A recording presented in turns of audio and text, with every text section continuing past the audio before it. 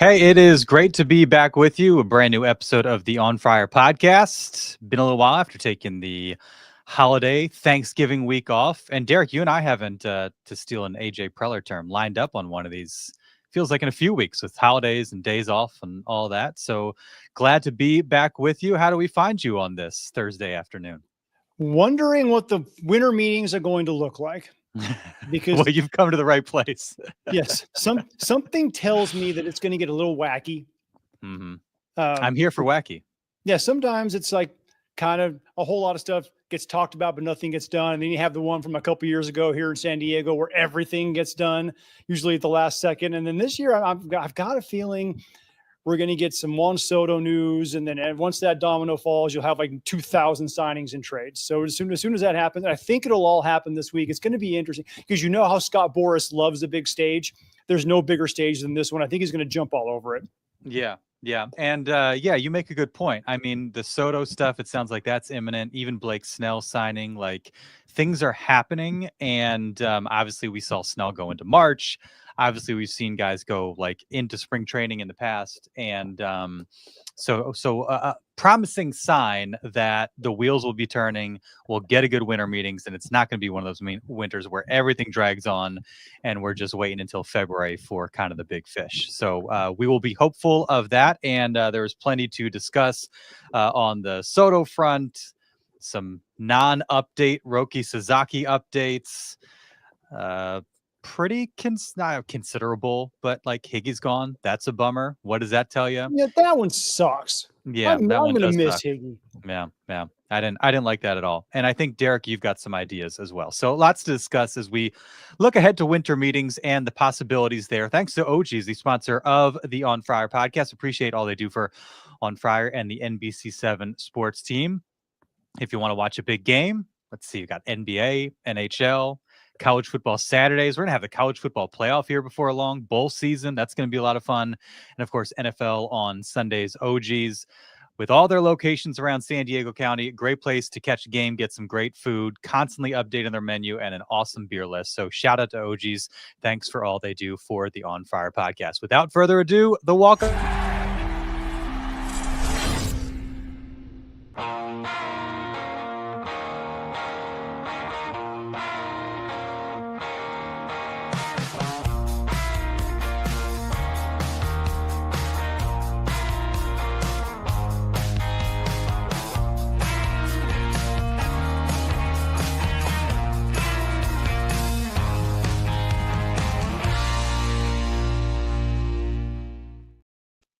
It is the On Fire podcast. He is Derek Togerson. I am Darnay Tripp. Pleased to be with you on a Thursday afternoon. And there were some baseball happenings in the last week. Tons of speculation, as you'd expect, with the winter meetings right around the corner. And the hope that things start to happen in what has been a slow start to the offseason.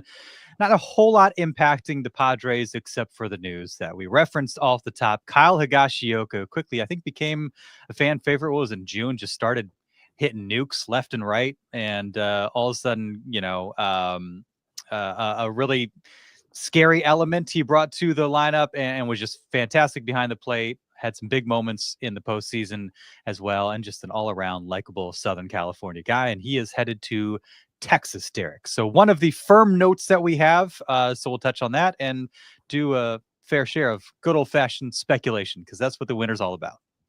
Yeah, Higgy, I think he was, 6.5, almost 7 million a year with the Rangers. Probably a little bit too rich for the Padres blood, given what they're looking at with the transfer portal. Hello, college football in the brain with the competitive balance tax. So it's great for him to be able to go out there and work with Boch, a former catcher who all his catchers just tend to be really good with him. Interesting to see what happens with Jonah Heim and some of the other kind of bigger name catchers they have there. If he's strictly going to be a backup, or if they want him to go in there and have more of an impact. So sad to see him go. Just a good dude to talk to, good dude to have around a ball club, great guy to have behind the plate, had the best offensive year of his career. I wish him nothing but the best. And if it's not going to be in San Diego, at least it's in the American League. Yeah, it's true. It seems just like a position that they've had a tough time kind of nailing down. Obviously, Austin Nola was around for a little while. We saw Gary Sanchez show up, have a really nice year. Jorge Alfaro, it's good to see him back during the postseason.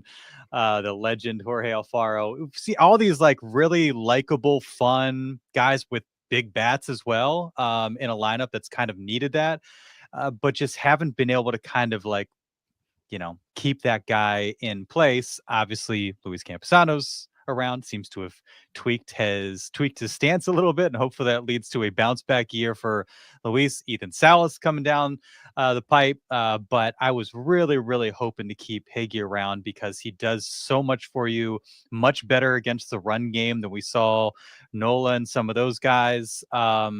So that's a bummer. And I also wonder, okay, like what does, when we're kind of grasping for straws and hints, at what the direction might be and what AJ has to spend and this and that, does that clue you in at all, just in terms of like financial restrictions and that sort of thing, that, in a year where like it seems like every contract is inflated. You see Luis Severino, like every contract is much bigger than you would think. Frankie Montas getting 17 million a year from the Mets. What the hell's going on?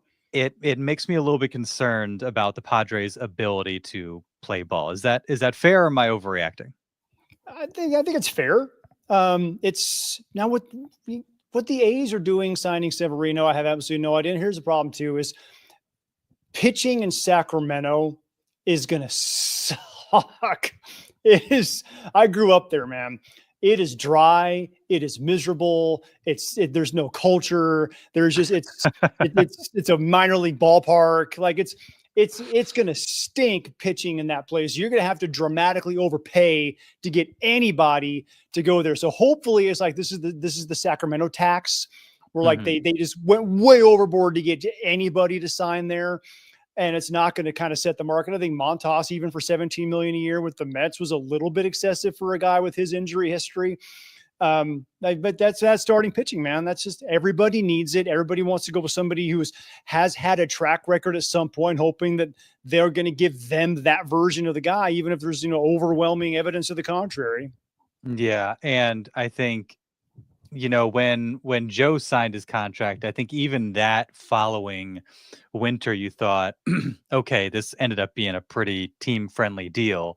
And even in spite of the injury and all that, I mean, 20 mil a year for a guy like Joe Musgrove with his ability, leadership qualities, all that, that's looking like more and more of a bargain as time goes on. And as Lauren chimes in, A's have spent considerably more than the Padres so far in free agency, and we'll see if it continues that way. I would guess that Severino is the big fish for the Sacramento A's this offseason, and they're not all of a sudden feeling spendy now that they're out of Oakland. But I think you're absolutely right in that you got to lure guys into a weird situation one way or another, and a good way to do that is offer them a bunch of money. Apparently they tried to author a reunion with Sean Manaea. That didn't work out, and so they went to Severino and offered him a bag, and he gladly accepted. Yeah, now it is going to be funny that the A's are probably going to spend more money in the Padres in free agency, but that's also because the Padres have about $2 million that they can deal with, while the A's have 180 under the competitive balance tax. So they got a lot more wiggle room that they can deal with there. Yeah, a little bit for sure. Where do you want to start? I know you've got some ideas. I've got a few things on my list just in terms of things that have popped up in the last week or so. I'll let you lead things off. Fire away, man. Let's go. I'm curious to see what you got on the list. Well, before we get into kind of the winter meeting stuff, I mean, I feel like we can't do a pod without at least bringing up Roki Sasaki, even though there's not really any firm news or updates. But I think that's kind of like, that's what has frustrated me, is can we just stop trying to make things up and understand that, like, it's January 15th, hasn't had a chance to meet with anybody. There's Buster Olney saying that there's belief that he's already got his mind made up, and the industry believes that it's the Dodgers. There was somebody from Baseball America that said sources within the industry believe that the Padres are well positioned to sign Roki Sasaki. none of these things are new. We've known for over a year that the Padres are well positioned to sign Roki Sasaki. Mm-hmm. There is speculation that the Dodgers had a handshake deal with Sasaki's agent, who then went out and said, "How dare you accuse me of having some nefarious agreement in place? That is not the case." I feel like these things are popping up just because of the off-season content machine and people feeling like they got to put something out there for clicks and just to kind of generate some traffic and discussion. But none of this is new. And I actually appreciate Jeff Passan saying, hey, keep an eye on these teams, keep an eye on the Cubs and the Rangers, and, you know, Padres are going to be in it as well. Just setting the landscape, but not trying to lead anybody to believe that anybody knows what's going on, because I genuinely believe at this point that is not the case. And anybody that tries to get you to think that that is the case is misleading you. Agreed. Very well said. There's nobody knows what's going to happen. The guy's not going to get posted for a while. Then he has 45 days after that. He's not going to sign him for January 15th because that's when the international pool bonus. All of this stuff is going to keep moving on. And you're right. The Padres have done a very good job recruiting and signing players from the Pacific Rim, both Japan and Korea. They've got a good foothold there. They've got Yu Darvish. They've got Yuki Matsui. They've got a general manager, an AJ Preller, who has learned some Japanese so that he can then feel more comfortable talking to some of these players from that region. Of course, they're going to be in the mix for a guy like that. Of course, the Dodgers are, with their long history of signing Japanese players, going all the way back to Hideo Nomo, who's now in the Padres front office. So that one's kind of a wash. Those are always going to be the two front runners, especially when money is not an option. It's not a consideration. There's not just a straight up bidding war for a guy like this. Now it's purely fit, where you feel most comfortable, where they feel like you can have the most success early in your career. That's all this is going to be about. Does he feel comfortable with Yu Darvish? Yes. Does he feel comfortable with Shohei Ohtani? Yes. So it's going to come down to, where do you want to be? Do you want to be in a 6-man rotation with all those superstars and get swallowed up in LA? Or do you want to come down here and have your number flying off shelves in San Diego the second that you sign that contract? We don't know what Roki Sasaki wants. That's the thing that's been lost in all of this, is what does he value most? Does he value pure ability to make the most money off of endorsements? Does he value playing with icons? Does he value being a guy who is going to be more relied upon and become a superstar in that market? Does he care about market size? Does he care about just winning in general, even if he's not the guy who helps the winning? We don't know what he holds dear, so we have to figure that out. Then we can start looking at where he's actually going to sign. And does he like fish tacos or not? Yes, that's a great. Hey, PD Piro blocks, I think, is that I'm just going to go with that. You're right. Does he like fish tacos? Does he like carne asada? Does he like California burritos? Does he like skateboarding? You know, those are all things that is home to San Diego. You know, so does he like surfing more? Because that's probably going to be more of a Huntington Beach thing, or then that may, it's Orange County, he'll sign with the Angels like Ohtani did. Who the hell knows? Yeah. And right. What you said at the end, like nobody knows until we hear from his agent, until we hear from Roki, until we start to get an understanding of how these meetings are going. I mean, let the guy meet with these teams. Let him walk around Petco Park and get dinner with Joe Musgrove and the guys, then I'll start to believe, or buy in to what we are hearing. But until that point, it just seems like everybody's saying the same thing over and over in different ways because of a lack of new concrete information. Well, it's not so much that is this guy's that good.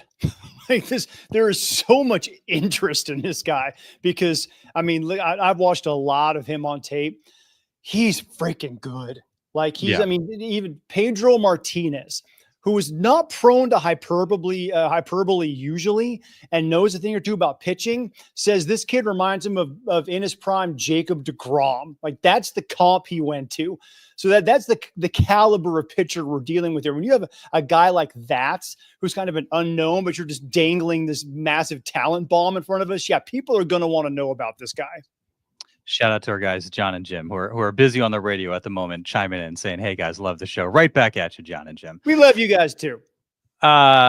Yeah, I mean, and Kyle Glazer saying biggest prospect since Steven Strasburg, and then Paul Skeens came around. So you have like back-to-back generational type pitchers. But yeah, you're right. That's why he's generating this type of interest. I just wish we as an industry would maybe have a little bit more patience and feel less need to say things just for the sake of saying things. And I also it'll be interesting to see how it plays out. Like, I kind of appreciate that Shohei Ohtani announced his decision to sign with the Dodgers with like a Dodgers logo on Instagram. And even Blake Snell posted a picture of him in a Dodgers uniform. That was that. There's no leaks. There was no scoop. There was no pass and bomb. There was none of that. The guys just announcing. And, I feel like in this case, hopefully that's what it comes down to. And until that moment, I'm going to be a little bit skeptical of anything we hear. What was your reaction to the Blake Snell news, Derek, as a big Blake Snell apologist yourself? Oh, it's awesome. It means the Dodgers aren't going to win a World Series now. It's fantastic. It's brilliant. It's great. Brilliant. Awesome. Just awesome. It's what I looked at it and just went, oh, that's par for the course. Like the name the least surprising thing that was going to happen this offseason is the Dodgers throwing out another damn near $200 million contract to somebody. It's just where they're hiding the printing press and the counterfeiting operation in the bowels of Dodger Stadium. I don't know, but good Lord, it's insane. It really is. And then the second thing I thought of is, man, I think what they saw, I'm going to watch like some of like Mookie Betts podcasts and things, some of the guys he's talked to, and to a man, they all said like the Padres were the biggest threat to us. Yeah. Like they all agree, and they all come out and say it now. Like, dude, they made us get better because we had to, or else they were going to take us out and probably win a World Series. That was the gist of it all. So I think the Dodgers probably understand that, and they are going to do anything and everything in their power to make sure the Padres can't take those next couple of steps to get them, because they're going to keep moving the carrot. They keep kicking it down the finish line just a little bit more. So the Padres are making the Dodgers better. So Dodger fans really need to give Padres fans like a big pat on the back, buy us a drink when we go up there, because we are making your team be this good, because we're right in there nipping at the heels. Yeah, they've had to be aggressive to hang with the Padres, who obviously have been super aggressive in trying to add and sign players. And it's not even like Snell was ever going to sign with the Padres. Like, I don't think we ever imagined that happening. It was just, let's not have them add another talented arm.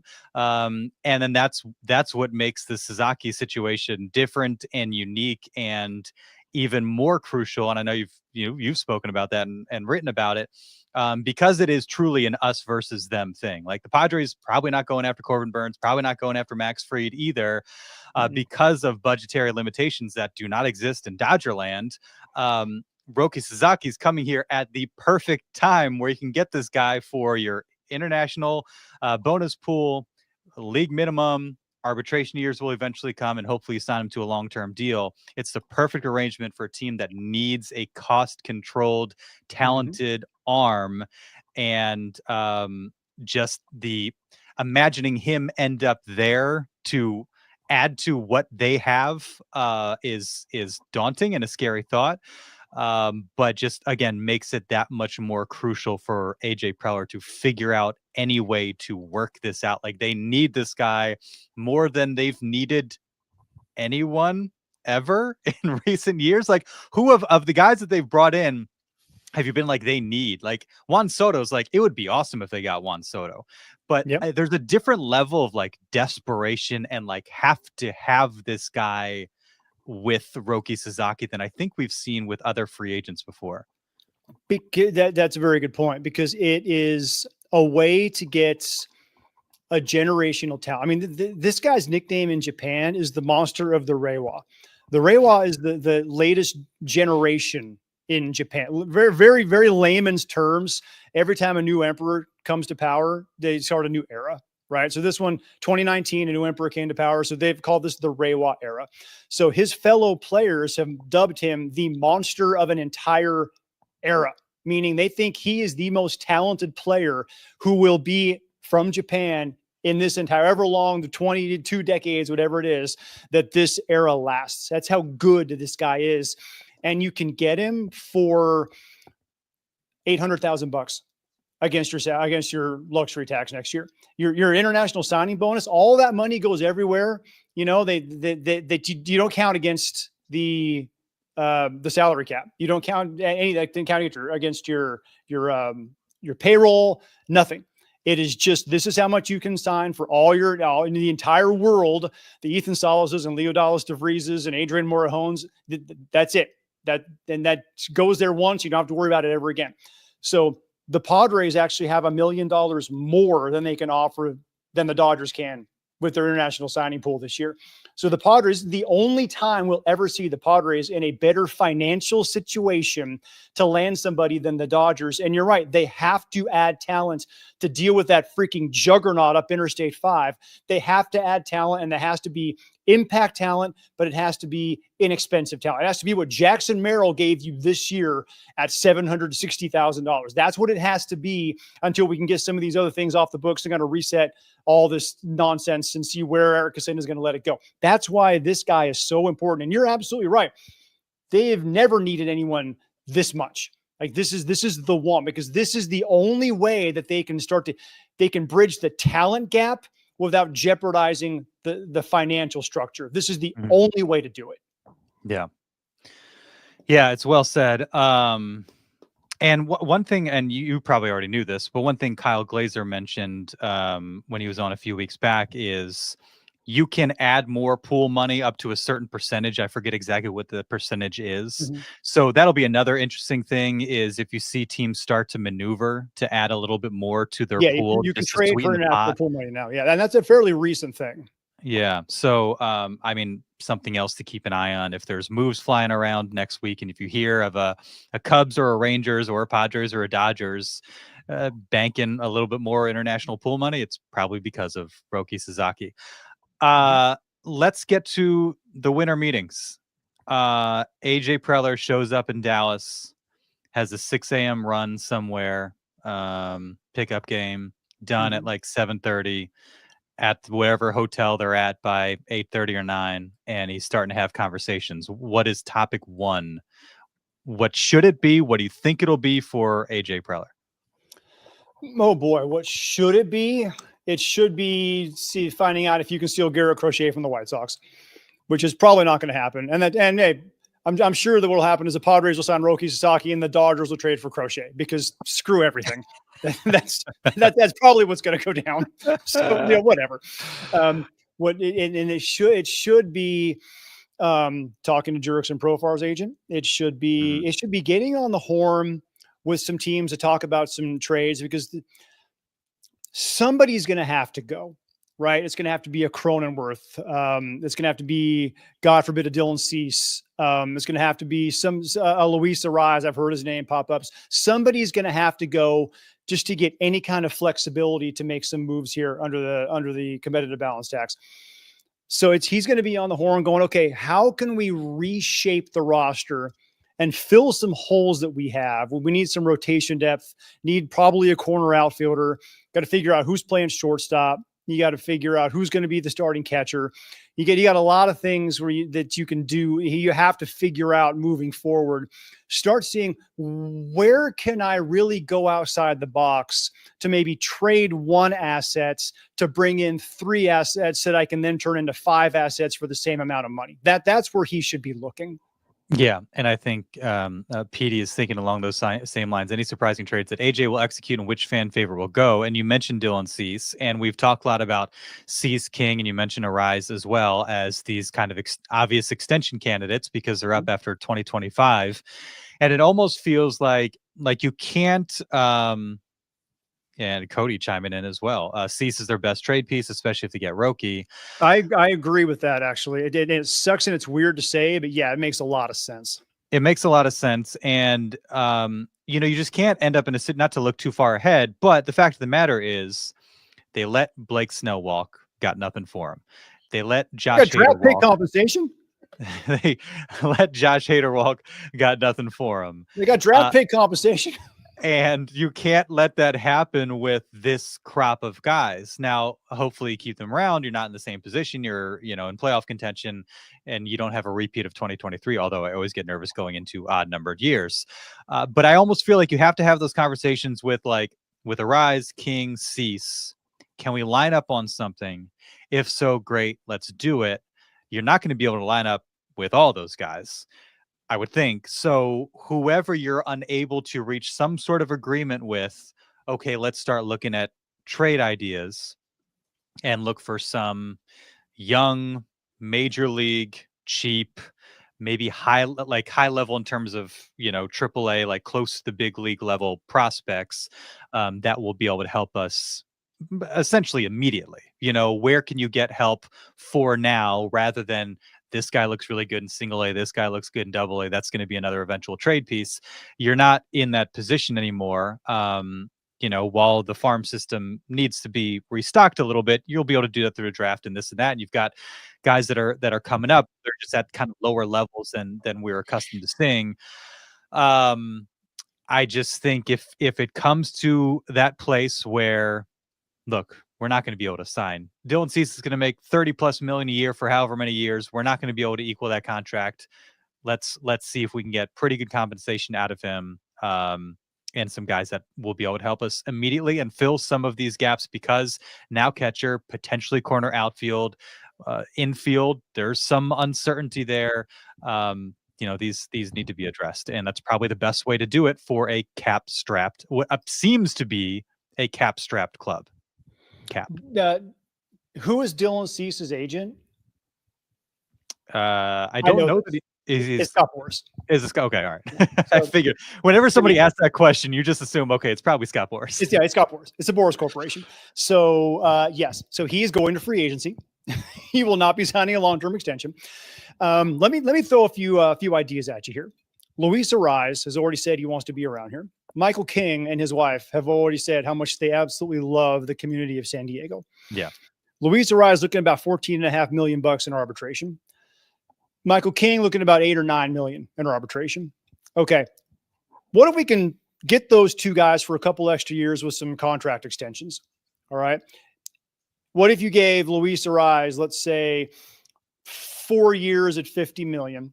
That's $12.5 million a year. Throwing an incentive there, $500,000 if you win a batting title, whatever it is. $250 if you get 2,000, if you get 200 hits. Throw some incentives in there. That gives him $12.5 million a year.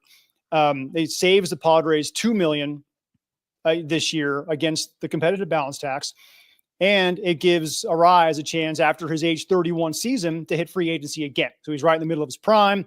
He gets to go sign another big league deal.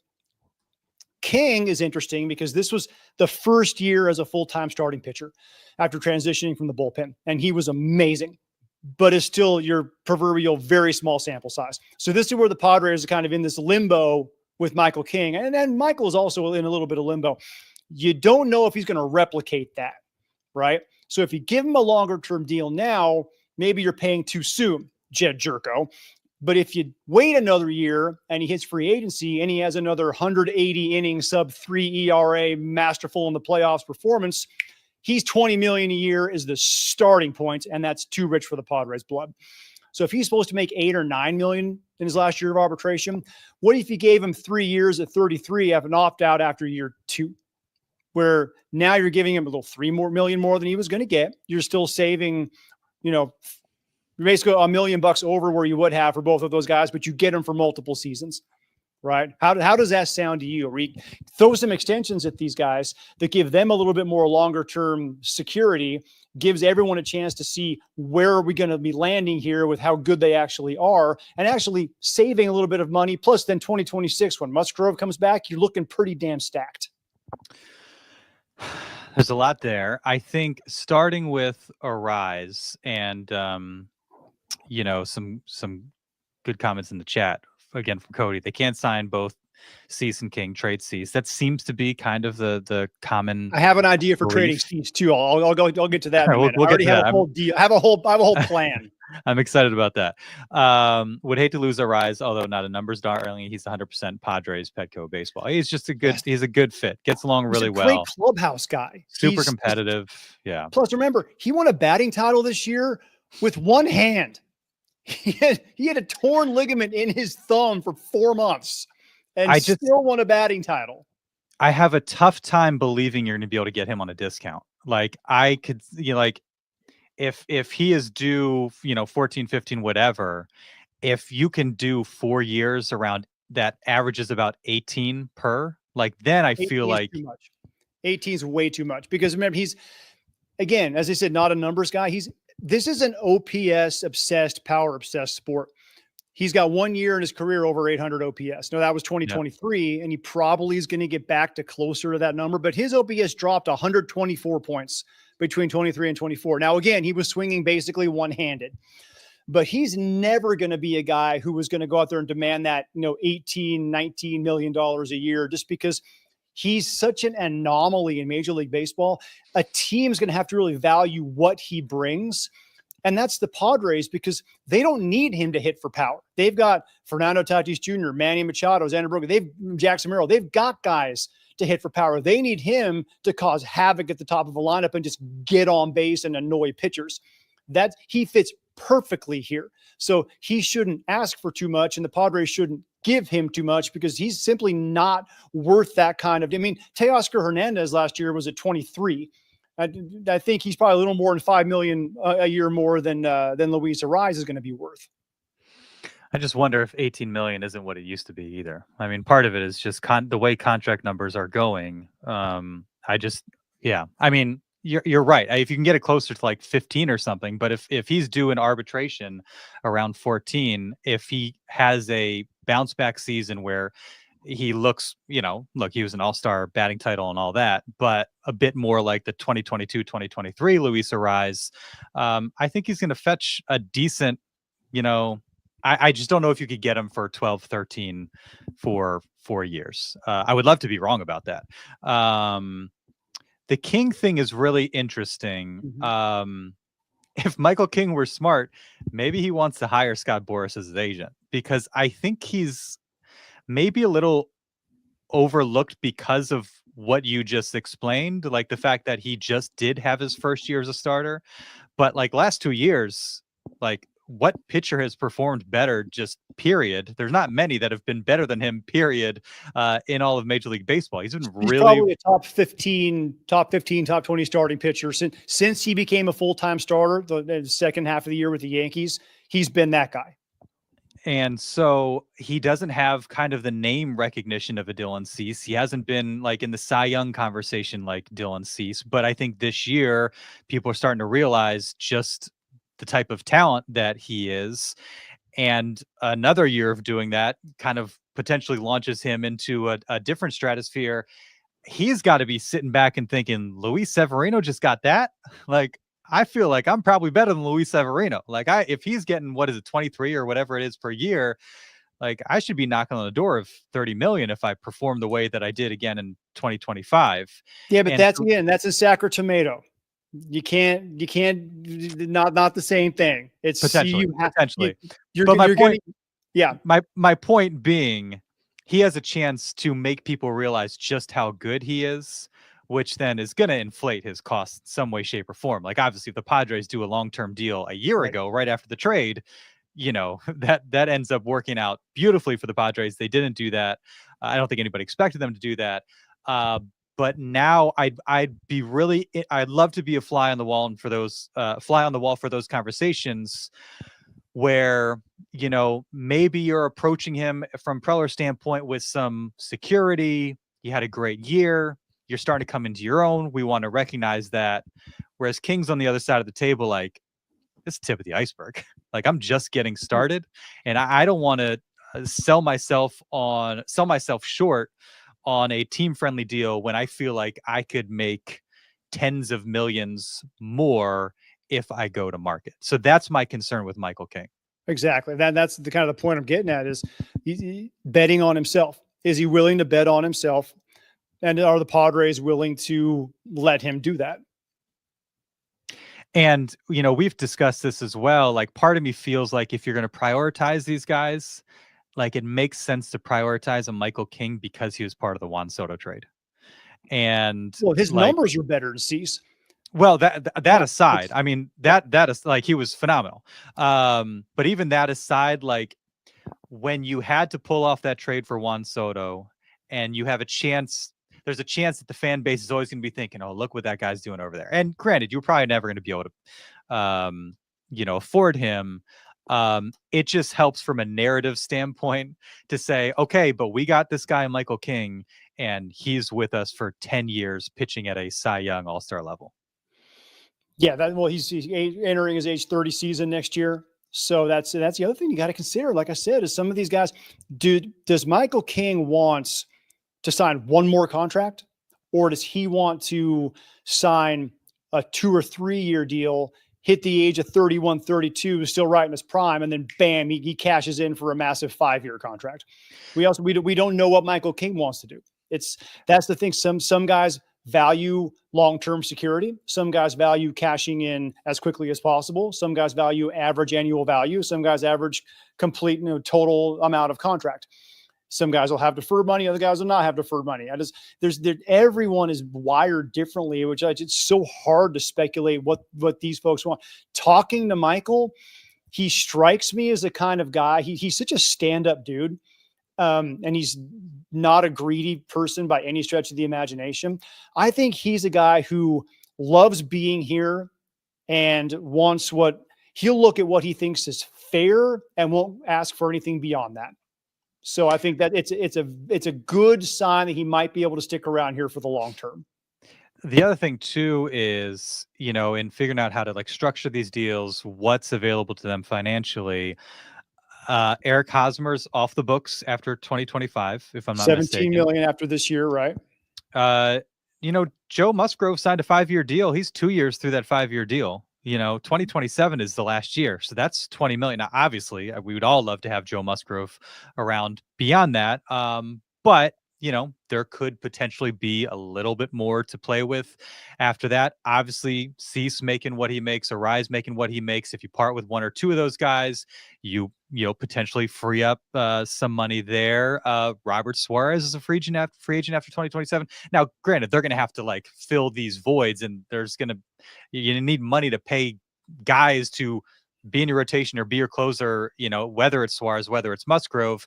But as they fill out the Excel spreadsheet, over dollar amounts from whatever the length of the contract is, you're starting to get to some years where now on the flip side,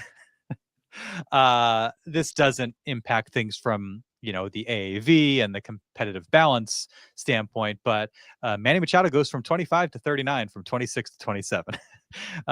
So you're starting to see some of these contracts inflate. Tatis goes from 20 and 26 to 25 and 27 to 36 and 29. So there's a bit of a balancing act there, but if you're talking just in terms of kind of that AAV number, you've got some money that could potentially get freed up over the next 3-4 years.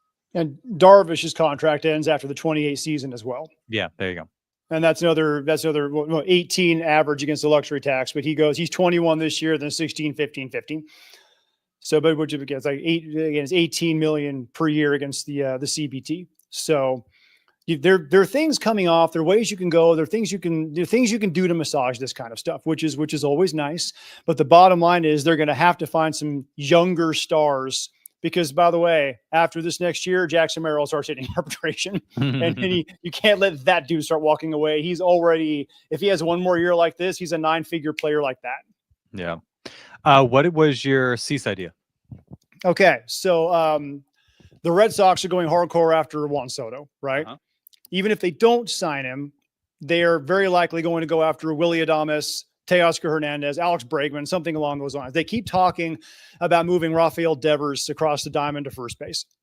So I'm thinking maybe these teams can line up on something, right? Obviously, the Red Sox have no cares about spending any money right now. They're going to blow through everything. I also looked at the fact that their second base situation is dog crap. They had 6 different second basemen last year, 6 of them. All of them were bad defensively. They had a total of 8 home runs. So they could use a second baseman. Well, the Padres happen to have a glut of infielders. So what if we did this?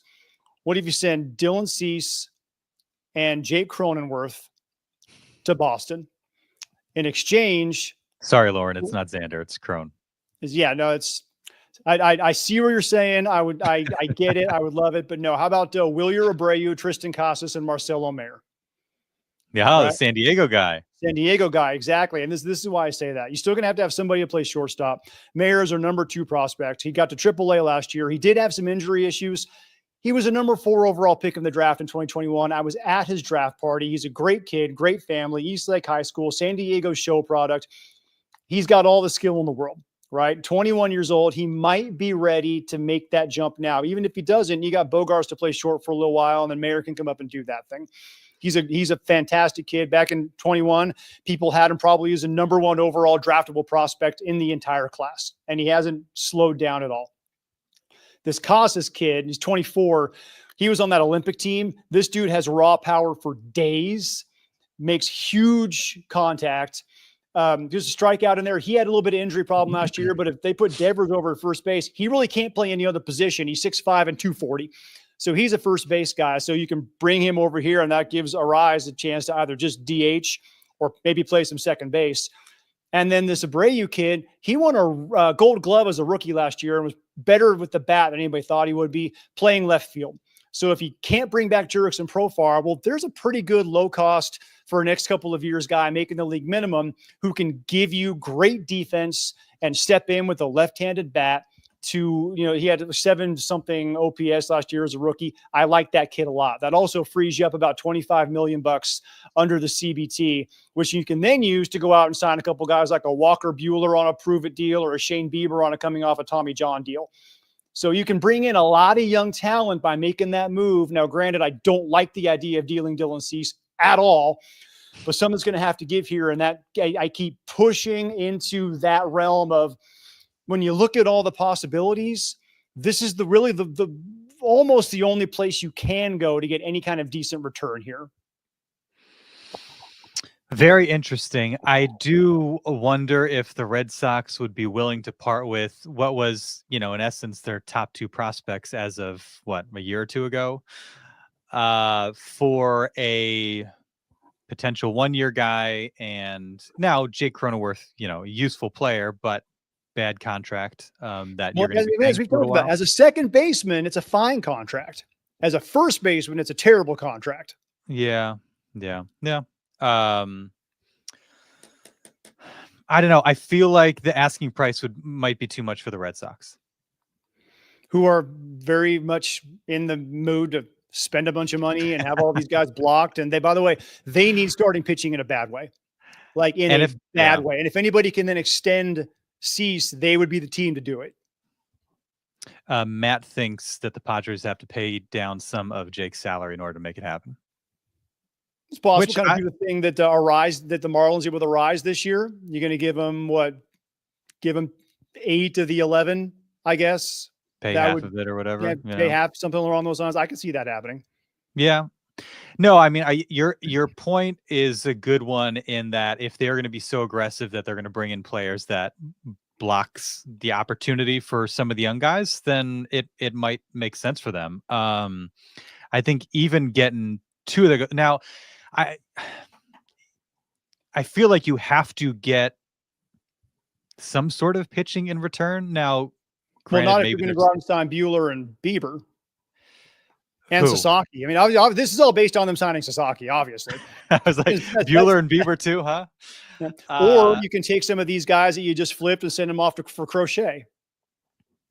That's true. So this is just a preliminary deal to get you all the way back to Garrett Crochet, back to where we started. Right to where we started. It's amazing to try and think like AJ Preller, because literally nothing is off limits. There are however deep into the multiverse you have to go, you can do that. And it's like, oh crap, that actually does kind of make sense, doesn't it?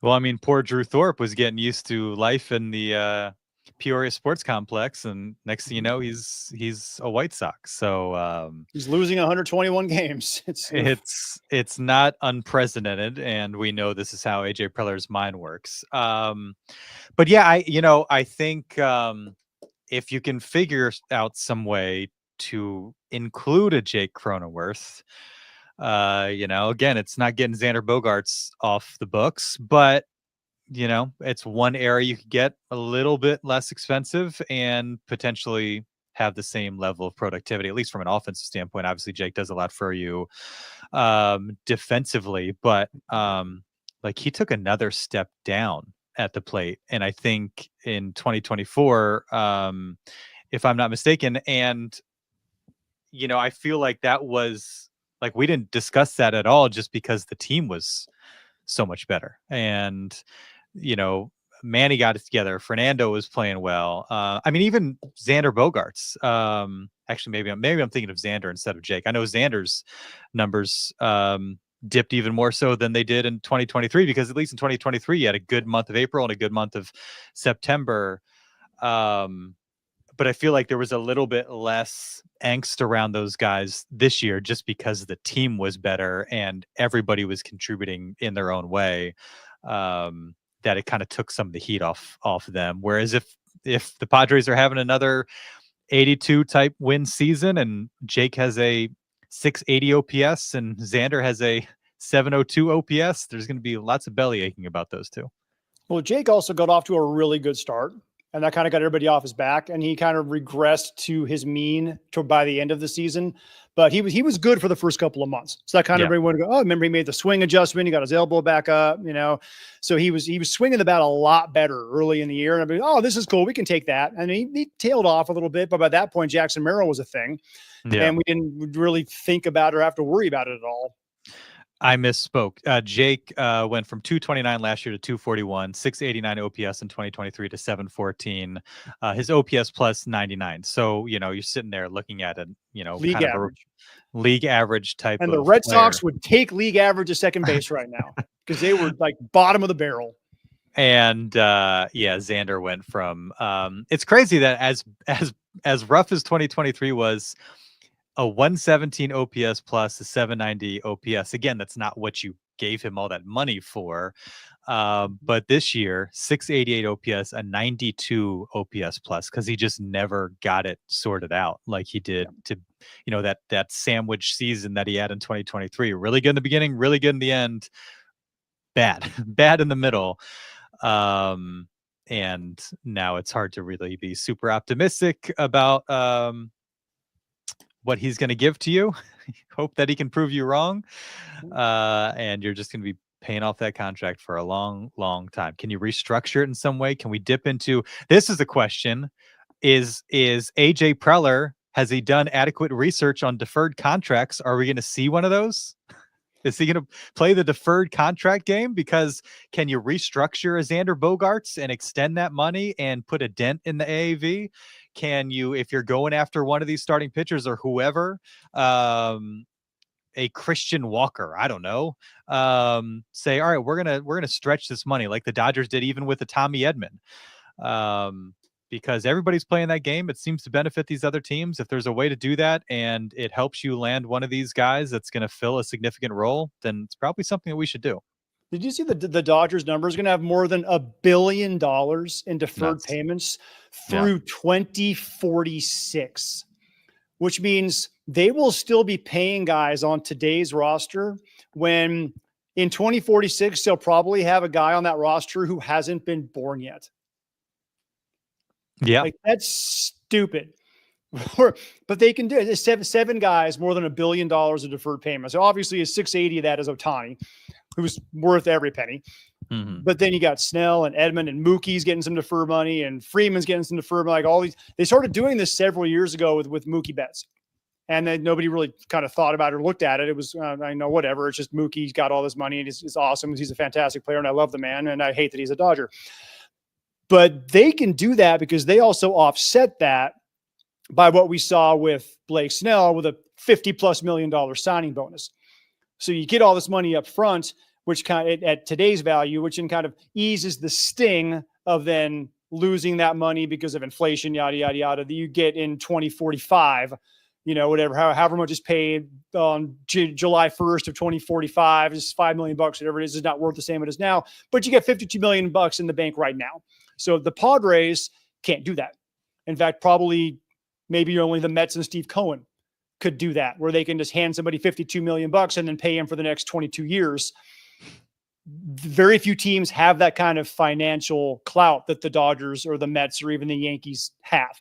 So will we see some of those types of things? I think so, because they tend to work. But, as I say, the bill always comes due. And The Dodgers know in 22 years, they will still be a financial juggernaut because they're the Dodgers and they always have been. The Padres, even the Red Sox know they will. Like the Rangers, no, they don't know. They don't know what's going to happen with this franchise in 22 years, if they'll still be viable, if they're going to go back through another rebuilding phase like we saw from 2011 through 2019. We don't know if they're going to have that in their future. So it's harder for them to make that kind of a commitment. What do you think about a 15-year, $750 million commitment to Juan Soto? That's insanely stupid. I saw that. That's indescribably dumb. Who would do that? That's $50 million a year. I would not do that. No, just no. I mean, 50 million. I mean, that number is what it is. But like over 5, 6, what is that? 300 million, 7, 8 years, 400 million. I mean, I feel like it's probably not too far off from where we thought this was going, but I don't know if I really want 40-year-old Juan Soto well into his DH years. He's already a fairly one-dimensional type of player, just in terms of like incredible talent at the plate. But, Ohtani got 70 a year because there's literally never been a player like Shohei Ohtani before, because he's a Cy Young. He is a 50 home run, 50 stolen base, like all that he had to do to get to that level. Juan Soto's not providing all that. So he's not even a good base runner. Forget about the pitching he has. He's not even a good base runner. All he does is get on base. And then sometimes he knocks himself off the base he just got on because he's not a very good base runner. He's terrible defensively.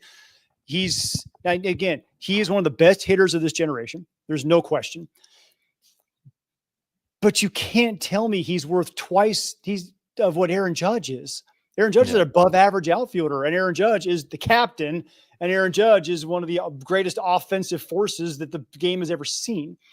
So I don't know why. I mean, just look at it that way.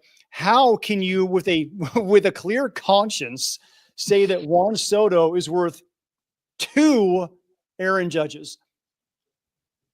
I don't get this. I do not comprehend this kind of math. Any final thoughts, questions, concerns, predictions as far as it goes for the Padres at the winter meetings next week? Predictions, I think they'll make kind of a low-level signing, maybe like a backup Elias Diaz, something like that. They'll make one of those kinds of additions. And then they will do something that turns the sport upside down. Because it's AJ. It's AJ. It's what he does. It's what he does. So he's either going to pull off a Cease trade, or he's going to sign Corbin Burns, or he's going to like something like that's going to happen where you just don't see it. And all of a sudden, bam, here comes AJ. We're holding the press conference. Everybody's going, wow, how did you do that? How did you pull that off? And then there are 5 moves that come after that in the next coming weeks afterwards. I feel like there's something out there that we aren't seeing, that AJ has some iron in the fire where he's like, yeah, you little sons of, here we go. Well, I mean, it'd be interesting to see a Cease trade on, say, Monday, and then a Michael King extension on Tuesday. 2 moves related to one another. I could certainly see that. And by the way, I will say this: I think they're going to sign either, like I said earlier, either one or both, or Walker Buehler or Shane Bieber. They'll have one of those 2 guys by the end of the winter meetings. All right. There you go. I wasn't sure if you had something. You gave us some good predictions. I'm excited about this. There you go. You got to go throw the name on. You guys can all tell me how stupid I am next week. Give me 30 seconds on the golden AB. Why are we doing this? Rob, why? I will say that I admire Major League Baseball for thinking outside the box. Okay. Because it took them 120 years to even think about changing which direction a blade of grass is laying. And then they do the pitch clock and the larger bases. Everything's worked brilliantly. It's been fantastic. So you know what? Now they're going to go, oh, well, if all those things worked, let's try something else. This is a no, because there are too many logistical. Is it great for the fans? Yes, absolutely it is. But it logistically, there's no possible way for this to work. There's just not. right? Because if you're going to allow Shohei Ohtani to go back and hit, right, then let's say it's the Dodgers and the Padres in the playoffs last year. All right, 8th inning, Tanner Scott strikes out Shohei Ohtani. The next inning, shouldn't Tanner Scott be allowed to then come in and face Shohei if he hits 4 batters later because now the tying runs at the plate? Well, that's not good for Tanner Scott because he's already cooled off, and now you're risking even more injuries. So you're putting the pitching staff at a massive deficit. Yeah. Are you going to allow pitchers to have a 27th man on the teams have a 27th man on the roster? It's like your designated golden at bat guy who can face whoever comes in there for that. When I first heard it, by the way, I thought it was like, in soccer, they have the golden goal. Right. You score and the game's over. Like that. If you hit a home run here in the 4th inning, the game's over.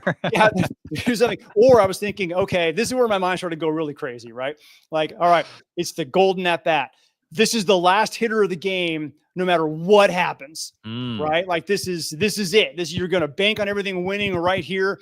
And I thought, well, the opposing manager would be like, all right, intentional walk, 4 pitches. Thanks for the easy win. You're done. You're sitting on first. Game's over. And then I said, well, what if you had that hitter cannot walk?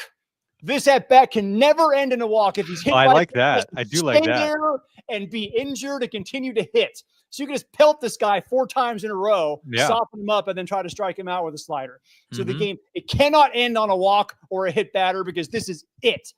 And I start thinking, this is, oh my God, this is like Hunger Games stuff. Like what are we? There's no way to make it work. That was exactly 30 seconds. I'm good with time, not math. But so you can't put me on a tangent with a time. Come on, Darnay. Do you know what Petey calls our podcast?